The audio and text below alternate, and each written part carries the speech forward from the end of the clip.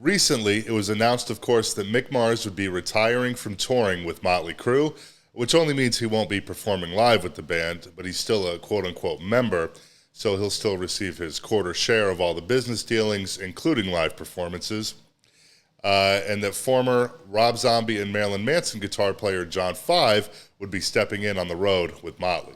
In an interview with former Crue singer John Corabi that was just released yesterday, November 29th, John mentioned that he was just not buying Motley's statement that they released in October about Mick retiring due to his issues with ankylosing spondylitis. He said in the interview, quote, "I will just say this. I know John Five well. He's a brilliant, and I cannot say brilliant loud enough. He's a brilliant guitar player and a great dude. But the verdict for me is out until I hear a statement from Mick. The statement that we heard was put together by Motley and their people, and I'm not totally sure I believe what they're saying, so I'll just leave it at that." He further elaborated, "I don't totally believe Mick's reasons for leaving Motley, and I don't even know if he left Motley.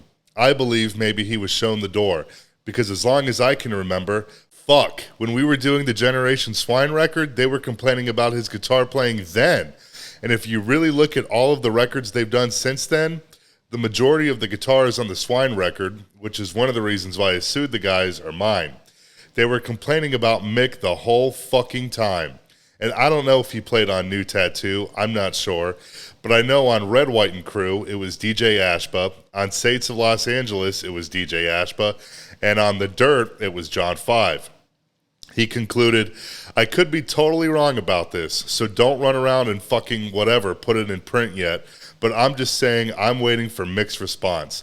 The one that we have all heard came from Motley and their management." Now, let me stop there for a moment. Of course, I was not there for the recording of anything related to Motley, but I can just about guarantee that Mick played on everything that John just said that he didn't. It's long been known, of course, that Tommy was absent during the recording of New Tattoo, with former Ozzy drummer Randy Castillo, rest in peace, doing the drums on that, and Hole drummer Samantha Maloney filling in on the subsequent tour. Tommy was also not present for the recording of the Rolling Stones cover Street Fighting Man, which appeared on Red, White, and Crue. That was the Vandals drummer, Josh Freese. But as far as the two originals that appeared on that record, If I Die Tomorrow, which of all bands was co-written with Simple Plan, and Sick Love Song, which Nicky co-wrote with 6am vocalist James Michael, in my opinion, Mick absolutely performed on those tracks. It is entirely possible, I suppose, that DJ Ashba perhaps contributed to those and maybe even appears on them, as Red, White, and Crue came out just around the time Nikki Sixx got 6am going, and Mick had just recently had his well-documented hip replacement to gear up for the band's return to the road. But I do believe that Mick plays on those songs. Red, White, and Crue came out in 2005, 17 years ago.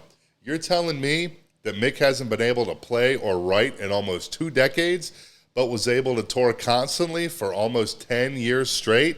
I just don't buy. As far as the Dirt stuff goes, John Five definitely contributed to the 3 originals that appear on the soundtrack. The title track, Ride with the Devil, Crash and Burn, and of course that was much more recent than Red, White, and Crue, releasing in 2019 alongside the Netflix movie. So I suppose that claim is a little bit more plausible, but nobody that's not directly involved with the band would know for sure.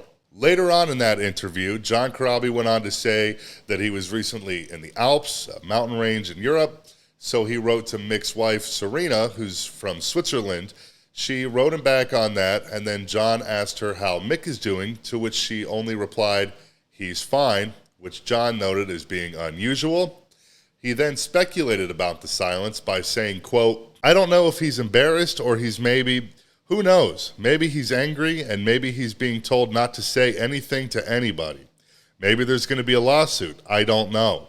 But I just know how those guys operate, and I would not be surprised if they didn't say, 'Mick, look, you're in pain. We've got John Five. We're going to bring him in.' Maybe throw him a bone, like every time they tour, throw him some money.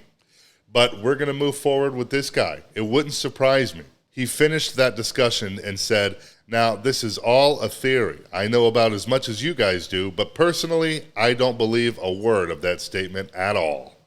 The other reason I disagree with John is because I've actually heard from a few different sources, reliable sources, that John 5 has been on standby for Mick since the stadium tour was announced back in 2019 and supposed to happen in 2020. Allegedly, Nicky went to John 5 and basically just said, hey man, Mick isn't sure how he's going to hold up on the stadium tour. Can you learn the songs in the set just in case? And after the stadium tour happened, Mick, I guess, went to the guys and just said, hey, I can't do this anymore. I'm going to stay home. I'm going to get my money, and it's going to be all good. And I'm not surprised because I went to 2 shows on the stadium tour, and I'm sure I am not alone when I say that Mick appeared to be in a tremendous amount of pain on stage. This can also be backed up by a recent interview with Carmine Appice, legendary drummer of Vanilla Fudge, who said that he has been talking to Mick and that Mick told him, quote, man, we did our final tour. Now we're out again doing this major tour with Def Leppard.